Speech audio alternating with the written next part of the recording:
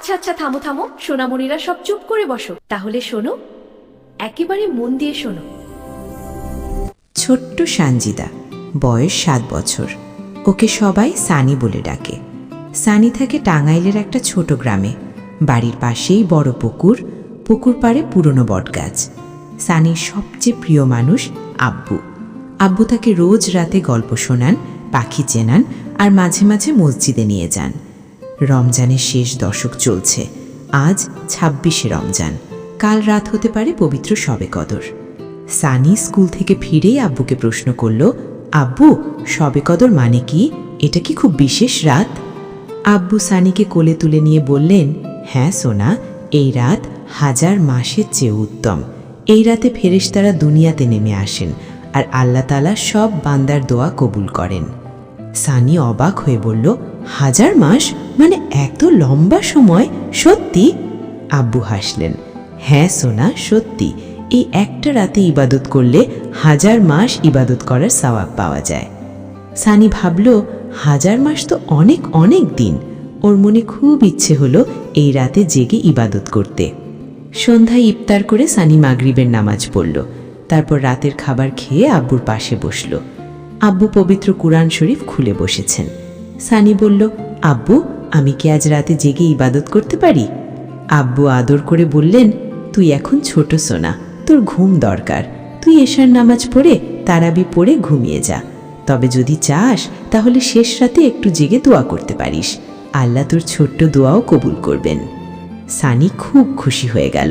সে ঠিক করল শেষ রাতে উঠবেই উঠবে। এশার নামাজ পড়ে সবাই ঘুমাতে গেল।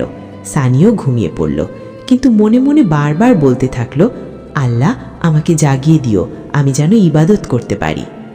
রাত অনেক গভীর, চারদিকে নীরবতা। হঠাৎ সানির ঘুম ভেঙে গেল। সে চোখ খুলে দেখে জানালা দিয়ে মৃদু চাঁদের আলো এসে পড়েছে। ঘরে কেউ নেই, সবাই ঘুমিয়ে। সানি চুপি চুপি উঠে বসল। তার মনে হলো কে যেন তাকে ডেকে দিয়েছে। সানি বারান্দায় গিয়ে দাঁড়ালো। কি সুন্দর রাত! আকাশটা যেন ঝকমক করছে, হাজার হাজার তারা। এত তারা সে কখনো দেখেনি। মাঝখানে চাঁদ যেন হাসছে। বাতাসটা খুব শীতল আর মিষ্টি। কোথাও যেন ফুলের গন্ধ ভেসে আসছে। সানি অবাক হয়ে চারপাশ দেখছে। এমন সময় তার খুব ইচ্ছে হলো দোয়া করতে। সে হাত তুলে ফিস ফিস করে বলতে লাগলো, আল্লাহ, তুমি খুব মেহেরবান। তুমি সবাইকে ভালো রেখো। আমার আব্বুকে ভালো রেখো, আম্মুকে ভালো রেখো, আমার ছোট ভাই রাফিকে ভালো রেখো, আর দাদু দাদিকে ভালো রেখো। ওরা যেন সব সময় সুখে থাকে। সানি থামল। তারপর আবার বলল, আল্লাহ, তুমি কি সত্যি আমার কথা শুনছো? আমি তো খুব ছোট, আমার দোয়া কি তুমি শোনো? ঠিক তখন বারান্দার পাশের বকুল গাছটা কেউ যেন নাড়া দিল। সানি তাকিয়ে দেখে গাছের ডালে বসে আছে একটা ছোট্ট পাখি। পাখিটা সাদা, তার গায়ে যেন আলো। পাখিটা সানির দিকে তাকিয়ে ডাকল, কুহু কুহু। সানি পাখিটার খুব কাছে গেল। পাখিটা উড়ে গিয়ে বারান্দার রেলিংয়ে বসল। সানি বলল, তুমি কে? তুমি কি ফেরেশতা? পাখিটা মাথা ঝাঁকালো, যেন হ্যাঁ বলছে। সানি খুব অবাক।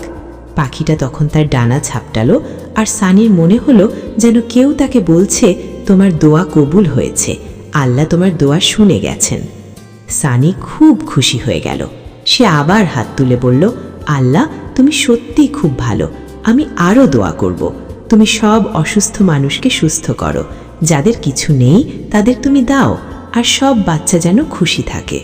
পাখিটা তখন মাথা উপরে তুলে আকাশের দিকে তাকালো। সানিও তাকালো। দেখে আকাশ দিয়ে কতগুলো আলোর রেখা চলে যাচ্ছে। মনে হলো যেন ফেরেশতারা উড়ে যাচ্ছে। হঠাৎ সানি শুনতে পেল দূর থেকে মসজিদের আজান ভেসে আসছে। সেহরির সময় হয়ে গেছে। সানি দৌড়ে ঘরে গিয়ে আব্বুকে ডাকল, আব্বু, আব্বু, উঠো, সেহরির সময়। আব্বু হাসতে হাসতে উঠে বসলেন। বললেন, ওরে সোনা, তুই জেগেছিলি? কি দেখলি? সানি উত্তেজিত হয়ে বলল, আব্বু, আমি ফেরেশতা দেখেছি। একটা সাদা পাখি এসে আমার সাথে কথা বলেছে, আর আকাশ দিয়ে কতগুলো আলো চলে গেছে। আব্বু সানিকে জড়িয়ে ধরে বললেন, সত্যি সোনা, তুমি খুব ভাগ্যবান। এটা শবে কদরের রাত। ফেরেশতারা সত্যিই নেমে আসেন দুনিয়াতে। তারা তোমার দোয়া শুনে গেছেন। সানি খুশিতে আটখানা। সে আব্বু, আম্মু আর ছোট ভাই রাফিকে নিয়ে সেহরি খেতে বসল। খেতে খেতে সে বারবার আকাশের দিকে তাকাচ্ছে, এখনও তারা ঝলমল করছে। সেহরি শেষে সানি আবার বারান্দায় এলো। পাখিটা তখনও সেখানে বসে আছে। সানি বলল, তুমি কি আসলে ফেরেশতা?